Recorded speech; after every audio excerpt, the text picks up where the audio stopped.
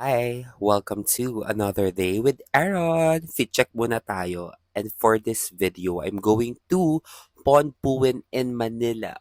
GMMTV Fan Day 13. Yes! You know what? I'm super fan of Ponpuin ever since 2021 with their partnering in GMMTV. Unfortunately, hindi na ako nakapunta dun sa first show with Offgan. Pero nakita ko sila like super layo lang kasi nagbukas yung Sky Dome. Actually, this is a very last minute decision. I'm glad that I made this decision kasi in fairness naman may kasama kaming photo of. And time for the show. Alam mo, ang tangkad pala talaga nila in person. Like, nagulat ako for an average thigh height. Ang tangkad nila, ang pogi rin.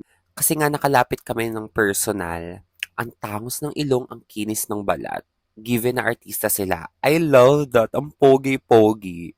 I'm glad na nakalimutan ko na kung magkano yung ticket na nagastos ko dito. Pero Gen Ad lang naman yung kinuha ko dahil. I think this is my third fan meet na na-attendan ko and I am super happy with it. Ayan na kami. Actually, dapat katabi ako ni Pon but ang daming nangyari behind the scenes. What on experience and hopefully ma-experience ko to when I go to Thailand. That's it.